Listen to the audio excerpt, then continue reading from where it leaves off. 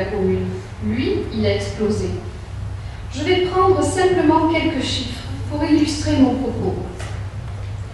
Et je répondrai en même temps à monsieur l'adjoint au sport qui me demandait où est-ce que nous pourrions faire des économies. C'est quelques exemples, parce que là ce soir... Demandez où on a dépensé sans compter. Tout à fait. Depuis 2001, le budget fêtes et cérémonies a explosé de plus de 80%. Cette année, vous avez inscrit une somme supérieure à 137 000 € au budget fêtes et cérémonies. Les frais de télécommunication ont augmenté de 22% depuis 2001, avec un pic tout à fait remarquable en 2008. On se demande bien pourquoi. La ligne budgétaire concernant les catalogues imprimés a quant à elle augmenté de 45% depuis 2001. Ça correspond certainement à votre revue en quadrichromie, sur papier glacé, en violet vif. Je voudrais à ce titre, solennellement, faire une remarque et je demande à ce qu'elle soit reportée au procès-verbal. Le journal municipal n'est pas fait pour divertir, pour distraire le lecteur. Il est fait pour informer les habitants et les contribuables de la commune.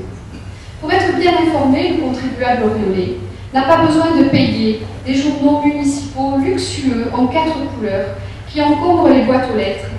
Les photos en noir et blanc et une revue plus modeste en 2 couleurs sont largement suffisantes.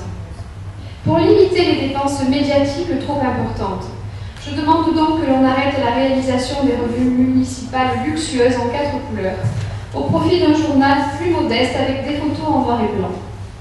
Alors que votre majorité a imposé des efforts fiscaux considérables aux Oriolais, il me semble qu'un peu de modestie et de retenue dans les dépenses de communication serait plus que souhaitable.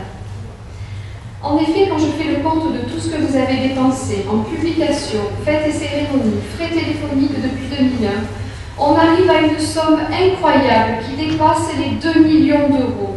Précisément 2 172 081 €. C'est énorme. Quand on voit que vous avez prévu 87 000 € rien que de frais téléphoniques pour l'année 2010, on se dit que la mairie vit vraiment en train. Là aussi, beaucoup plus de modestie et de rigueur de gestion ferait certainement le plus grand bien au budget de notre village. On voit bien aujourd'hui que nous sommes à 1000 lieues de vos promesses de 2001. Afin de redresser la situation des finances communales, il faut que les dépenses évoluent moins vite que les recettes. Cela passe avant tout par une maîtrise des dépenses de personnel. Toute embauche devra être limitée au strict minimum. Quand on sait que vous avez augmenté les dépenses de personnel de plus de 50% depuis 2001, il y a vraiment de quoi se poser des questions.